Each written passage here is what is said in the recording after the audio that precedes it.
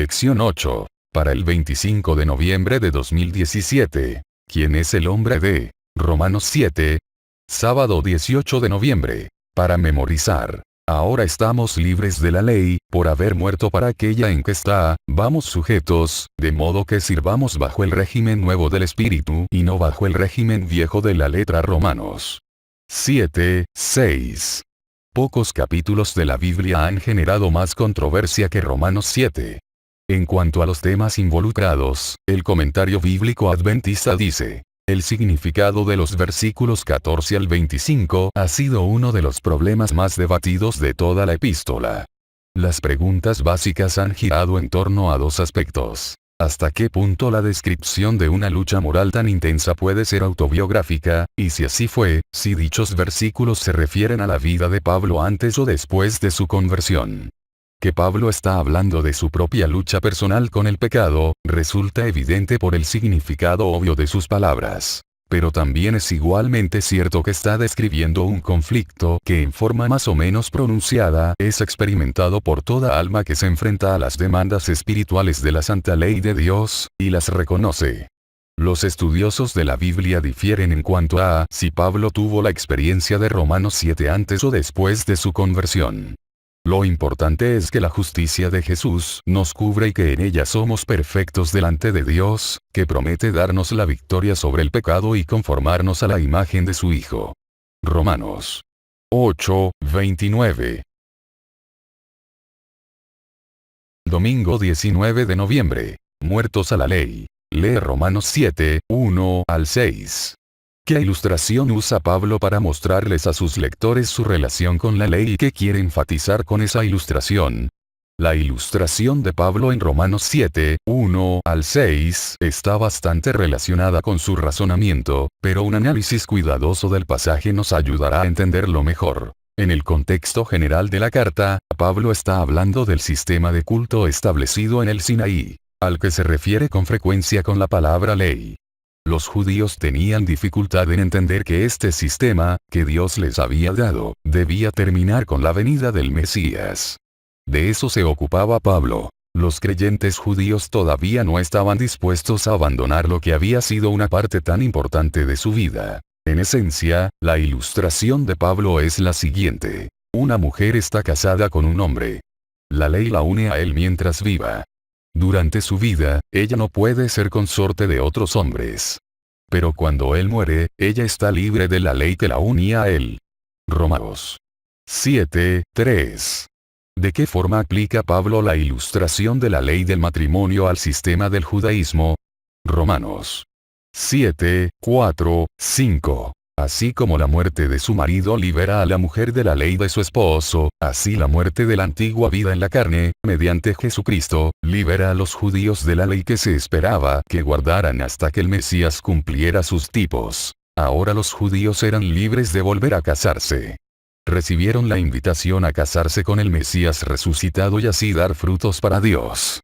Esta ilustración era una estrategia más que Pablo usaba para convencer a los judíos de que ahora estaban libres de abandonar el antiguo sistema. Una vez más, teniendo en cuenta todo lo que Pablo y la Biblia dicen acerca de la obediencia a los 10 mandamientos, no tiene sentido afirmar que Pablo les estaba diciendo a estos creyentes judíos que los 10 mandamientos ya no eran obligatorios.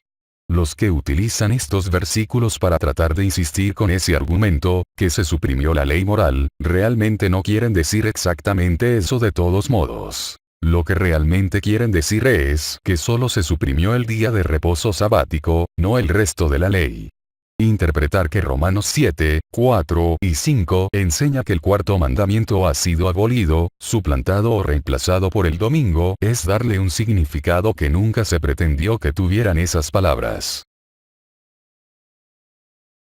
Lunes 20 de noviembre. El pecado y la ley. Si Pablo está hablando de todo el sistema de leyes del Sinaí, ¿qué podemos decir de Romanos 7, 7, en el que menciona específicamente uno de los 10 mandamientos? ¿No refuta la postura tomada ayer de que Pablo no estaba hablando de la abolición de los 10 mandamientos? La respuesta es no. Una vez más debemos tener en cuenta que la palabra ley, para Pablo, es todo el sistema introducido en el Sinaí, que incluía la ley moral entre otras. Por ende, Pablo podía citar de ella, al igual que de cualquier otra porción de toda la economía judía, para hacer sus comentarios. Sin embargo, cuando el sistema dejó de existir con la muerte de Cristo, eso no incluía la ley moral, que había existido incluso antes del Sinaí y que también existe después del Calvario. Lee Romanos 7, 8 al 11. ¿Qué enseña Pablo sobre la relación entre la ley y el pecado? Dios se les reveló a los judíos, diciéndoles en detalle lo que estaba bien y lo que estaba mal en cuestiones morales, civiles, ceremoniales y de salud. También explicó los castigos por violar las distintas leyes. La violación de la voluntad revelada de Dios aquí se define como pecado. Por ende, explica Pablo, él no habría sabido si era pecado codiciar sin que la ley le informara ese hecho. El pecado es la violación de la voluntad revelada de Dios y, donde no hay conocimiento de la voluntad revelada no hay conciencia del pecado. Cuando esa voluntad revelada se da a conocer a una persona, ésta se reconoce como pecadora, y está bajo la condenación y la muerte. En este sentido, la persona muere. En consonancia con la argumentación de Pablo aquí y en toda esta sección, él está tratando de construir un puente para lograr que los judíos, que veneran la ley, vean a Cristo como el cumplimiento de esa ley. Demuestra que la ley era necesaria, pero que su función era limitada. La ley estaba destinada a mostrar la necesidad de la salvación. Nunca pretendió ser el medio para obtener esa salvación. El apóstol Pablo, al relatar sus experiencias, presenta una importante verdad acerca de la obra que debe efectuarse en la conversión.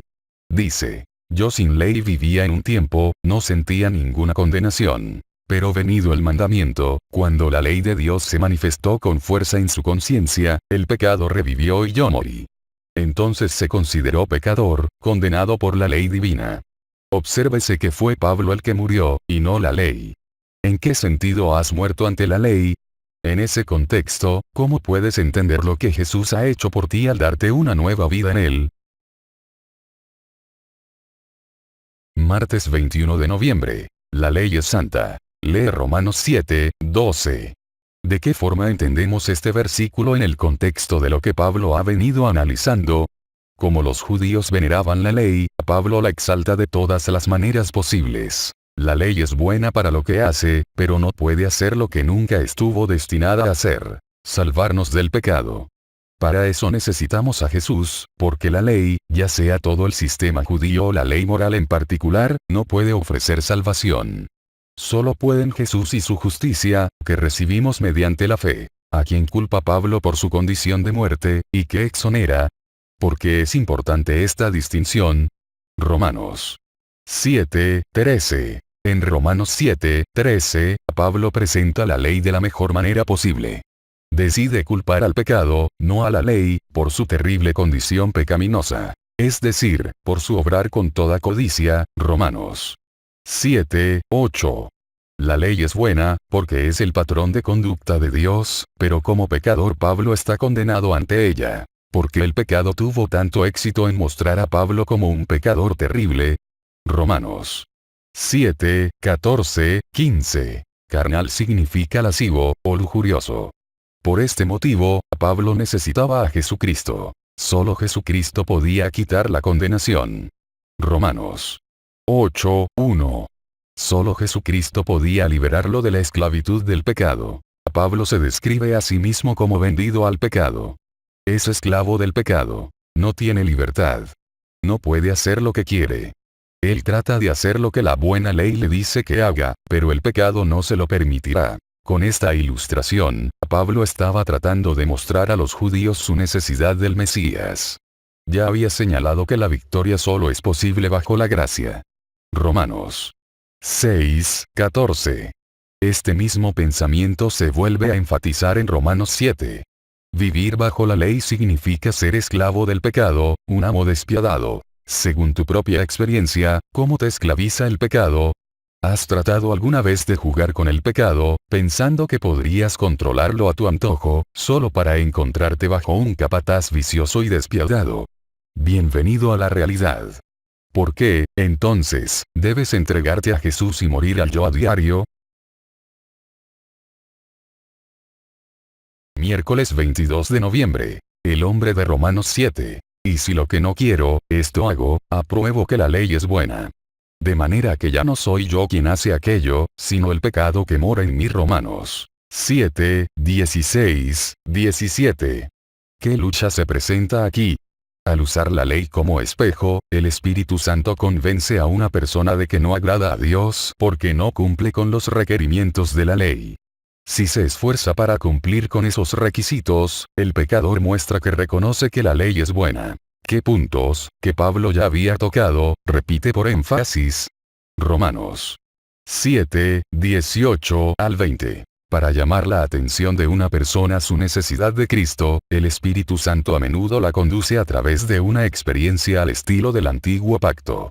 Elena de White describe la experiencia de Israel de la siguiente manera. Los israelitas no se dieron cuenta de la pecaminosidad de su propio corazón, ni que sin Cristo les era imposible guardar la ley de Dios. Y con excesiva premura concertaron su pacto con Dios. Creyéndose capaces de ser justos por sí mismos, declararon: haremos todas las cosas que Jehová ha dicho, y obedeceremos. Éxodo 24, 7. Apenas unas pocas semanas después, quebrantaron su pacto con Dios al postrarse a adorar una imagen fundida. No podían esperar el favor de Dios por medio de un pacto que ya habían roto. Y ahora sintieron su pecaminosidad y necesidad del Salvador revelado en el pacto de Abraham y simbolizado en los sacrificios. De manera que, mediante la fe y el amor, se vincularon con Dios como su libertador de la esclavitud del pecado. Ya estaban capacitados para apreciar las bendiciones del nuevo pacto. Lamentablemente, al no renovar su dedicación a Cristo diariamente, muchos cristianos, de hecho, están sirviendo al pecado, por más que detesten admitirlo. Ellos racionalizan que, en realidad, están pasando por la experiencia normal de la santificación y que simplemente todavía tienen un largo camino por recorrer. Por eso, en lugar de llevarle a Cristo los pecados conocidos y pedirle que les dé la victoria sobre ellos, se esconden detrás de Romanos 7, que les dice, según ellos piensan, que es imposible hacer el bien. En realidad, este capítulo está diciendo que es imposible hacer el bien cuando una persona es esclava del pecado, pero la victoria es posible en Jesucristo. Obtienes las victorias sobre el yo y el pecado que Cristo nos promete. Si no, ¿por qué? ¿Cuáles son las malas decisiones que tomas? Jueves 23 de noviembre. Salvos de la muerte. Lee Romanos 7, 21 al 23. ¿Has tenido esta misma lucha en tu propia vida, incluso como cristiano? En este pasaje, Pablo compara la ley de sus miembros, su cuerpo, con la ley del pecado. Con la carne, dice Pablo, servía a la ley del pecado. Romanos 7, 25. Pero servir al pecado y obedecer su ley implica la muerte. Ve Romanos 7, 10, 11, 13. Por lo tanto, su cuerpo, cuando funcionaba en obediencia al pecado, se lo podría describir apropiadamente como este cuerpo de muerte. La ley de la mente es la ley de Dios, la revelación que Dios hace de su voluntad. Bajo la convicción del Espíritu Santo, Pablo aceptó esta ley. Su mente decidió guardarla, pero cuando lo intentó no pudo porque su cuerpo quería pecar.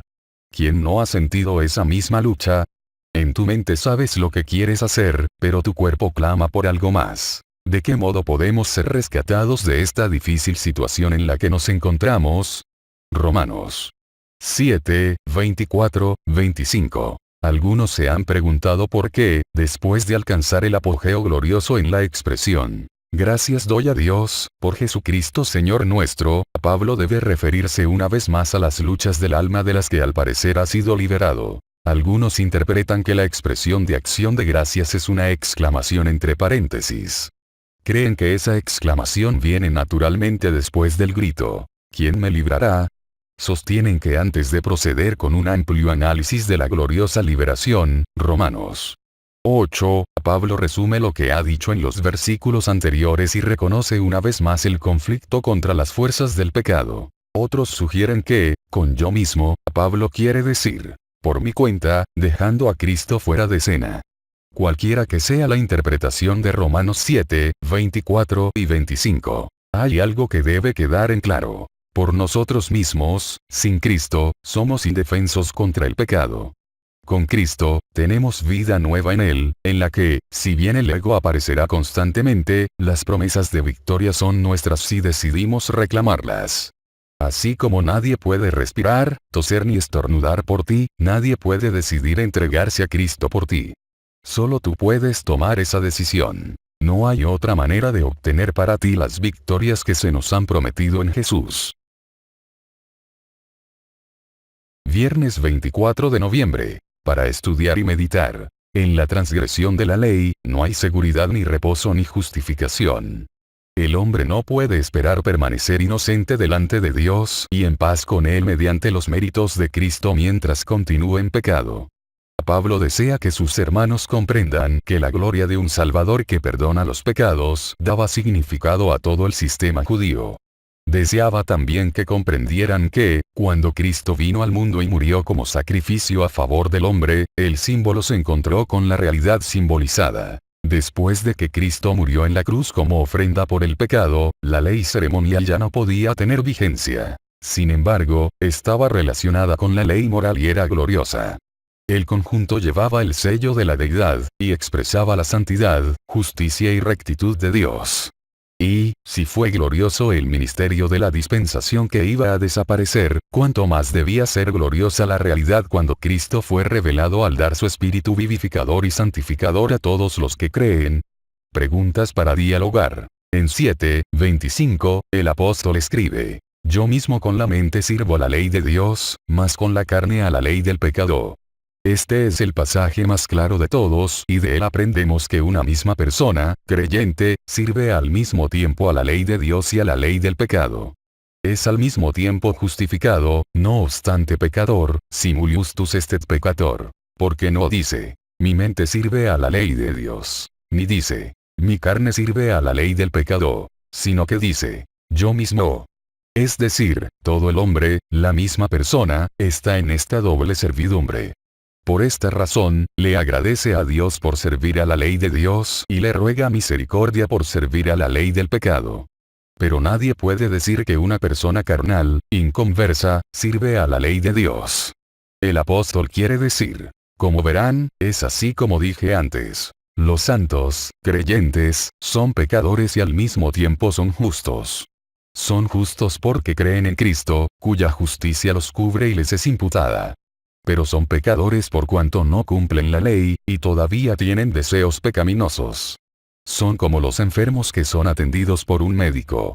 Están realmente enfermos, pero esperan mejorar, y ya están empezando a sentirse bien. Están a punto de recuperar la salud. El mayor daño que podrían sufrir estos pacientes es afirmar con arrogancia que están bien, porque sufrirían una recaída que es peor que su primera enfermedad. ¿Estás de acuerdo con lo que dice Lutero o disientes de él? Fundamenta tus respuestas en la clase.